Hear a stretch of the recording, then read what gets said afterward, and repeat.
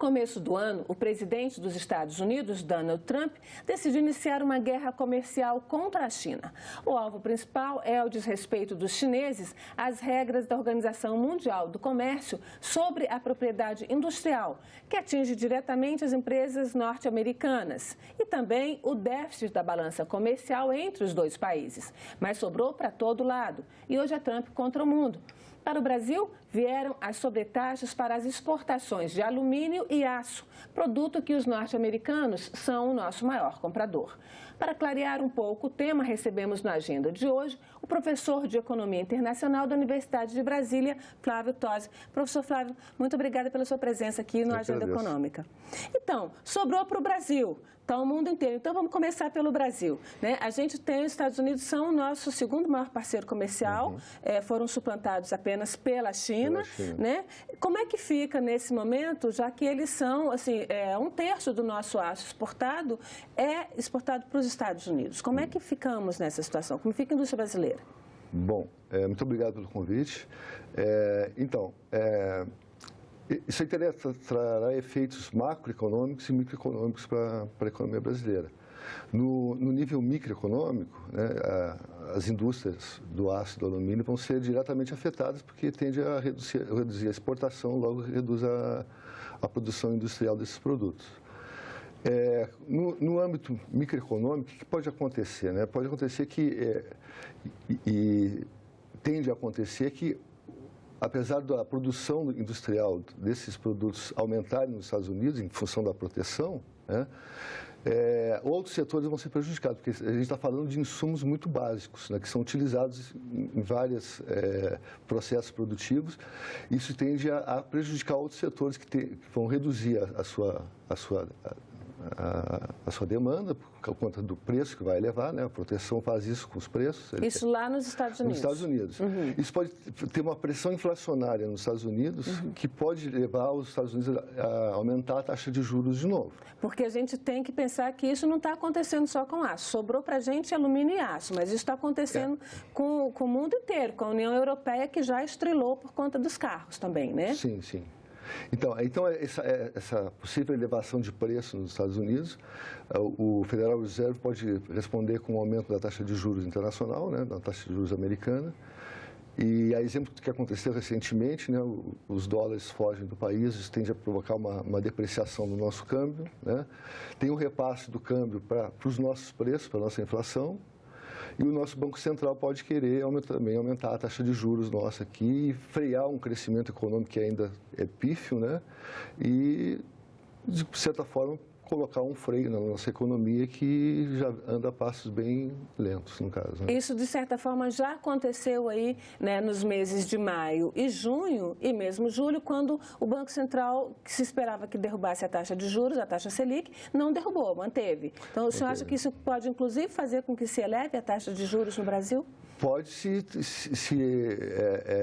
essa restrição comercial do Trump levar a um aumento de preço, né? Que possivelmente pode acontecer. Então, na verdade, o aço e o alumínio são só a pontinha desse iceberg de problema que tem aí. A gente está falando especificamente do aço e do alumínio. Se for falar de guerra comercial, os impactos são um pouco diferentes. Aí tende a deprimir o preço das commodities, cujos países de desenvolvimento, o Brasil, por exemplo, né, são os grandes exportadores de commodities do setor agrícola, do setor de extração mineral. No caso de uma guerra total, isso realmente vai prejudicar, deprimir os preços das commodities, né? E aí nosso setor externo fica prejudicado. A gente tem aí, os Estados Unidos são o nosso segundo parceiro comercial, a gente preparou aqui alguns dados, até para deixar um pouquinho mais claro para o nosso telespectador, do que a gente está falando em termos de balança comercial Brasil e Estados Unidos, né? O verde são as nossas exportações e o vermelho as nossas importações. A gente pegou aqui de 2008 para cá, porque a gente teve a crise internacional de 2008, que levou em 2009, só para a gente deixar bem claro aqui, né? A gente teve aqui, 2008 foi a crise, a gente ainda estava bem de exportação. 2009, que é o reflexo dessa crise, a gente caiu, né? A gente caiu muito. As importações caíram um pouco, mas as exportações caíram muito. E a gente vai aqui sempre no negativo, sempre importando mais do que exporta. Agora, no começo aí de 2017, nos meses aí até maio, que são esses dados são todos do Ministério do Desenvolvimento, Indústria e Comércio, da parte de comércio exterior, que a gente teve um crescimentozinho ali, muito pequenininho, né? Muito pequenininho mesmo. Mas é isso aqui que a gente está falando, né? Isso aqui pode piorar ainda, então?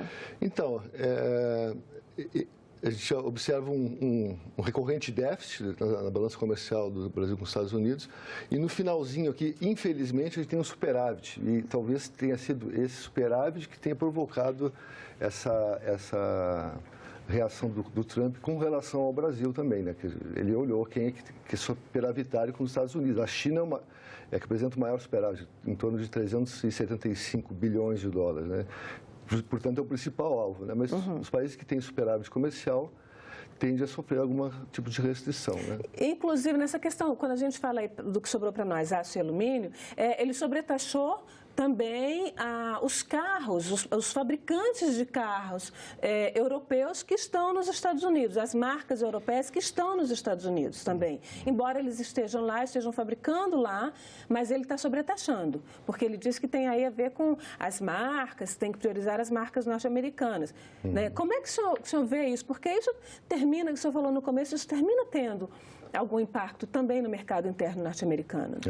Então, são medidas protecionistas, né? Eles querem proteger a produção local, né? No exemplo do aço, ele alega a questão da segurança nacional, né?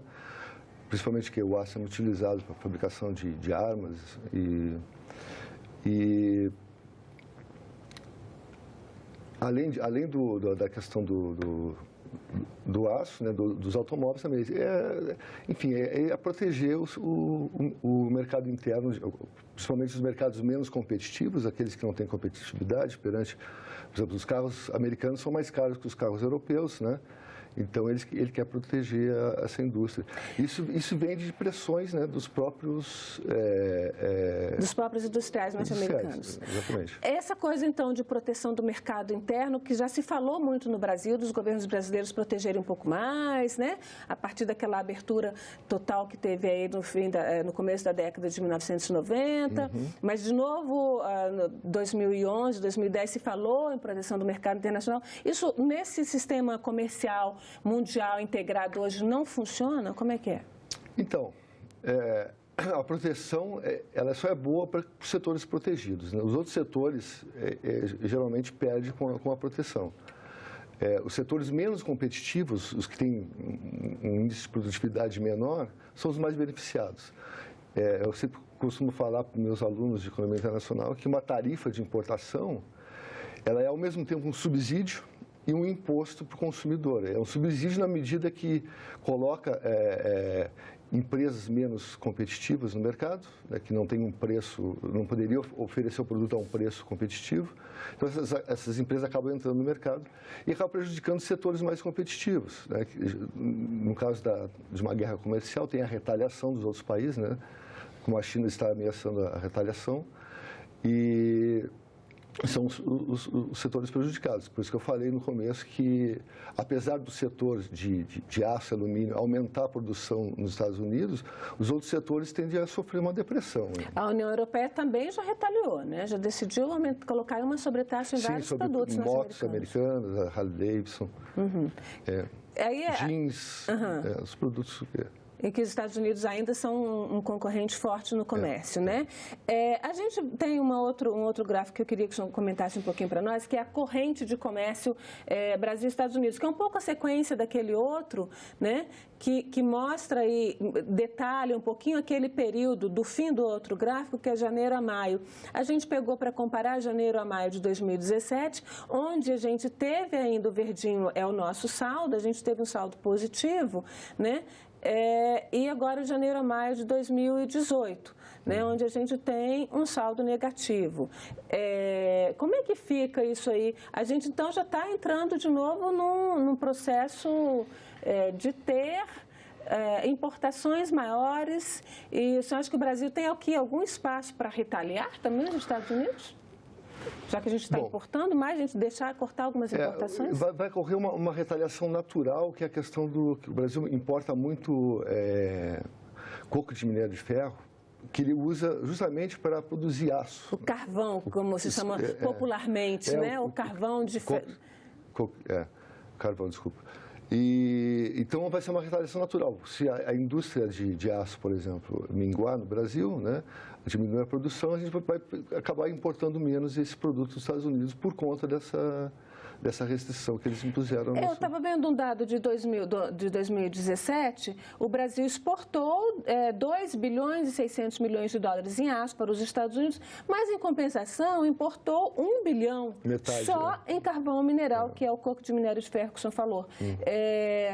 Que é usado na indústria siderúrgica. Eu falei minério de ferro, coco de carvão. Coco de carvão, tá. Que é o carvão mineral, né? Para a produção da indústria siderúrgica. Então, o Brasil pode, por exemplo, importar menos? Importar menos. Pode substituir? Deixar de importar de lá, importar de outro país? Sim, pode substituir.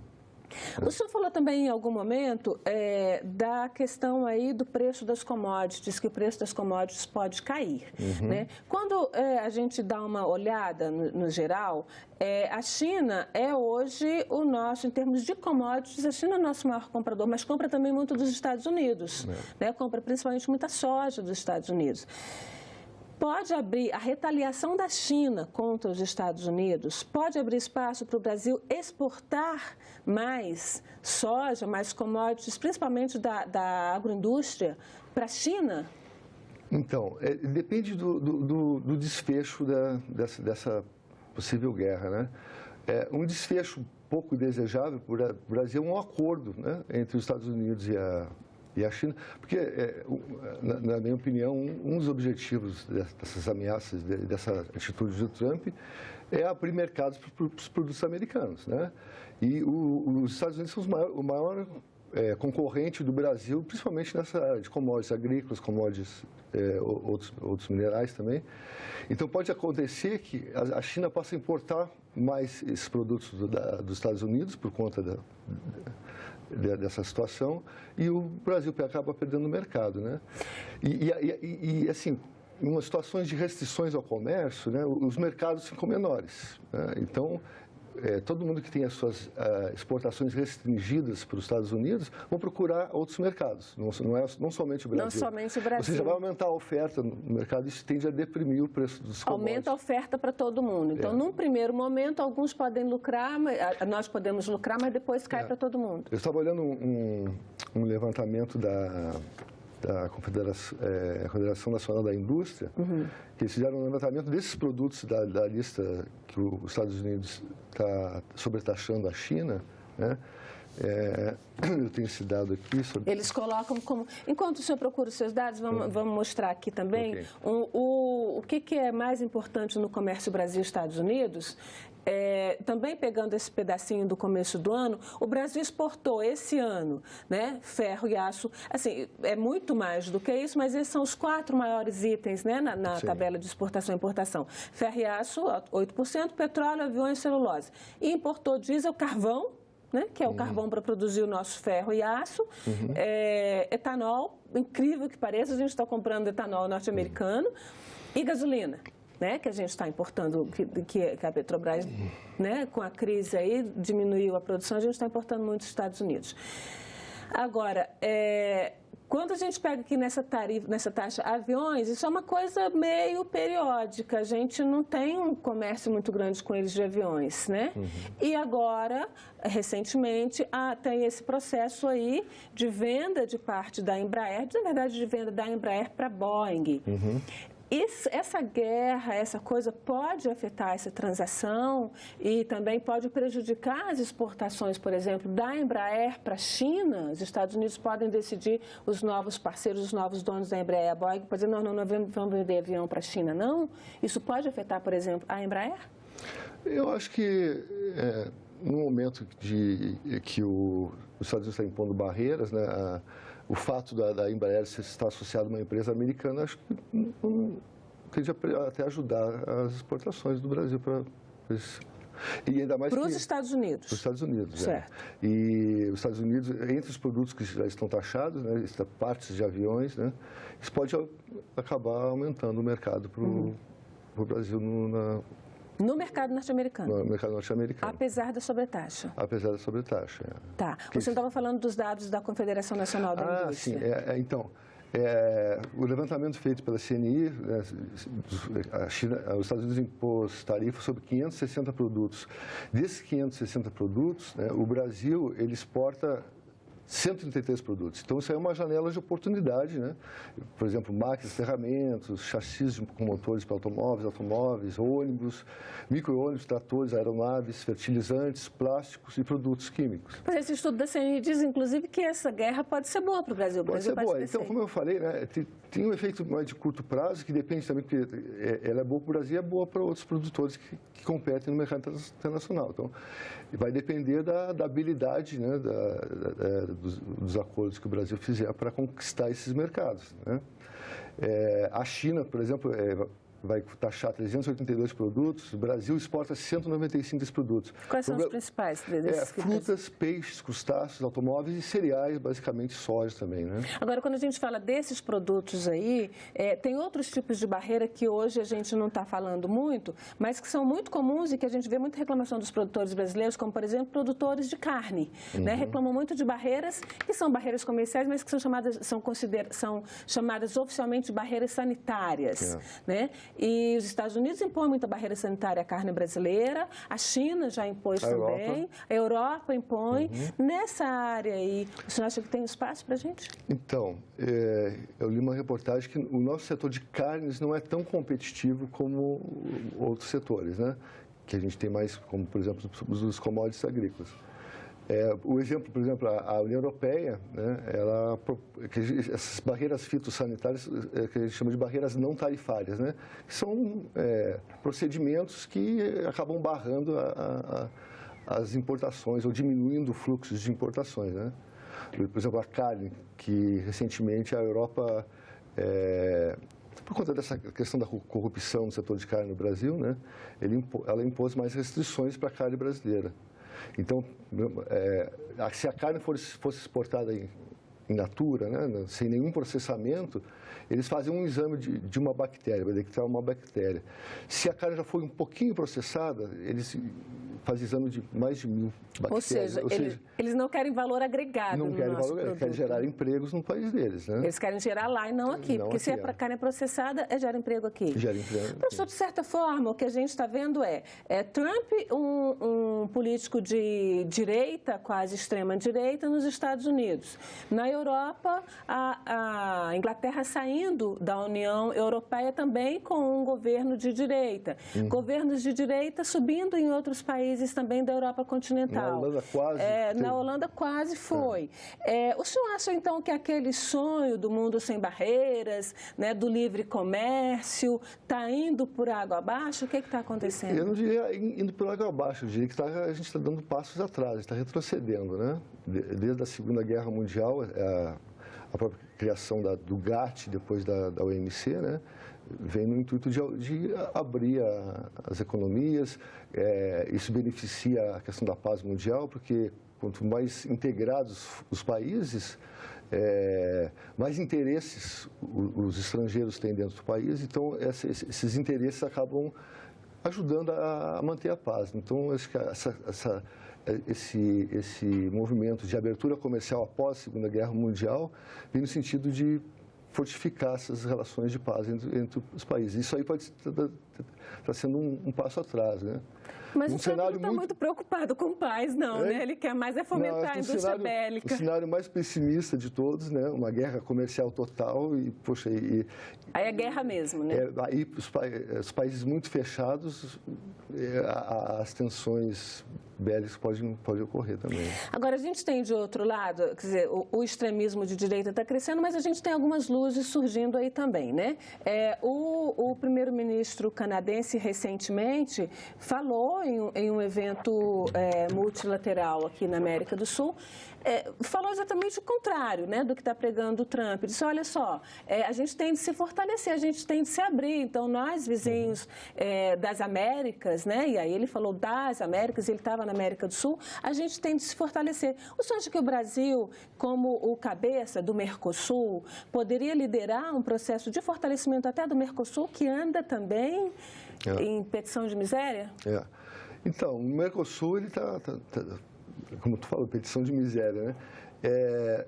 Eu acredito que o Brasil, ele poderia lucrar mais no comércio internacional se não fizesse parte do Mercosul, ou pelo menos não tivesse a questão da tarifa externa comum, né? Porque isso impede que o Brasil faça acordos bilaterais de forma individual, ou seja, os acordos comerciais do Brasil têm que ser no âmbito do Mercosul. E eu acredito que o Mercosul provoca muito desvio de comércio. A gente acaba importando mercadorias do Mercosul, no caso da Argentina, né, que são mais caras a outros fabricantes internacionais, que tem preço mais baixo, que acaba que a gente chama de desvio de comércio. Né? Mas quem entrou, por exemplo, o Brasil chegou a pensar em entrar para a ALCA, mas quem entrou para a ALCA, que aí é Canadá e México, já estão se arrependendo também. O México, então, está com um verdadeiro muro lá. Na verdade, a ALCA é uma negociação entre toda a América, né? Que também está parado, esse processo está parado. Está falando do NAFTA, né? Sim, do NAFTA, desculpe. Então, o NAFTA é Estados Unidos, Canadá e México. Né? Inclusive, essa medida do Trump contra o Canadá e o México também, né, fere frontalmente também o acordo entre eles. E a ALCA? Então, a ALCA chegou a ser cogitada alguns anos atrás, uma década atrás, mas estagnou, não se falou mais nisso. A última reunião que teve acabou sem nenhum encaminhamento futuro.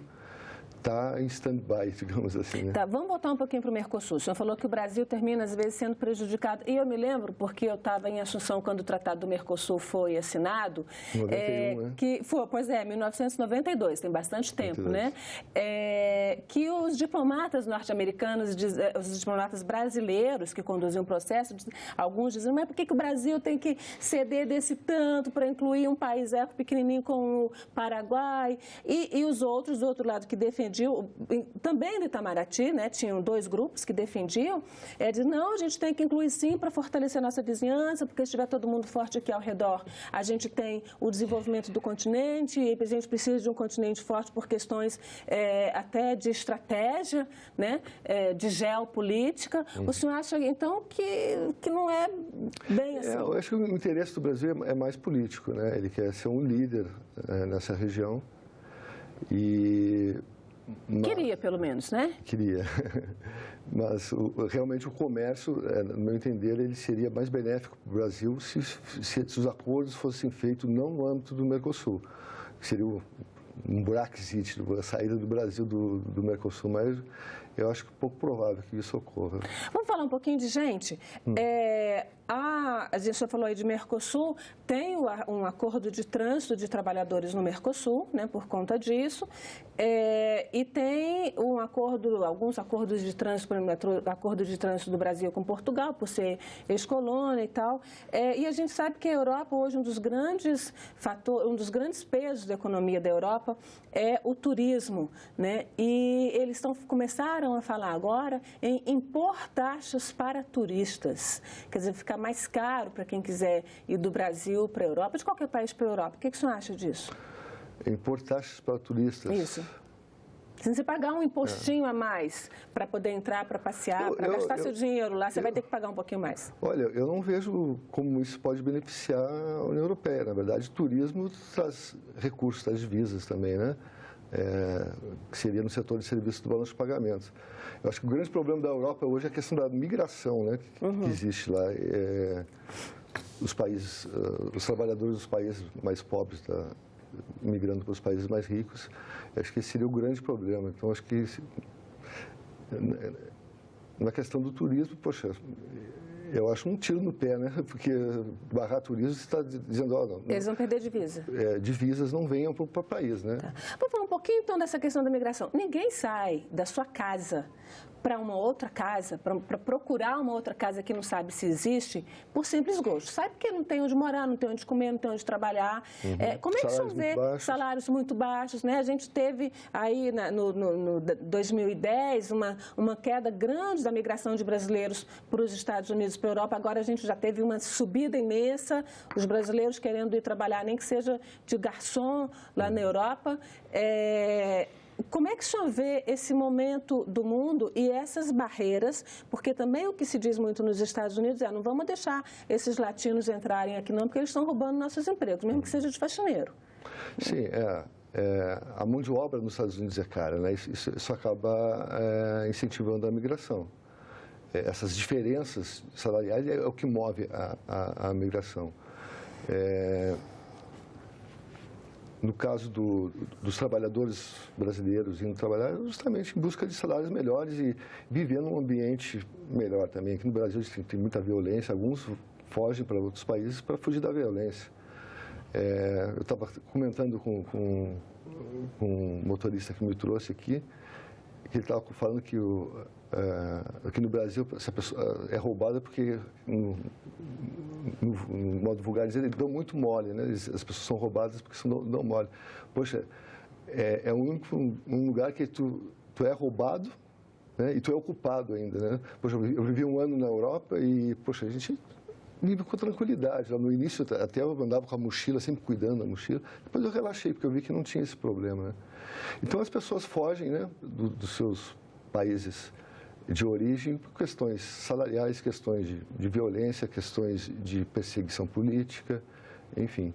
Que rumo o senhor vê aí, então, para a gente fechar essa questão da guerra comercial? Bom, então, depende dos cenários que a gente traçar, né? Tem um cenário mais pessimista, seria uma guerra total, uma guerra comercial, todos os países fechando, né? Um cenário um pouco mais otimista seria os países se unindo contra os Estados Unidos, ou seja, isolando comercialmente os Estados Unidos, né? E o que eu acho mais provável que deva acontecer, e tende a prejudicar o Brasil, que como eu comentei contigo anteriormente, é a questão de os Estados Unidos e a China fizerem um acordo, ou seja, a China liberar mais o seu mercado dos produtos americanos, e isso realmente vai prejudicar o Brasil, vai pegar o Brasil em cheio, porque eles são nosso principal competidor, né, nesse mercado mundial. Professor Flávio Taz, muito obrigada pela sua presença aqui na Agenda Econômica. Eu que agradeço, Antônio.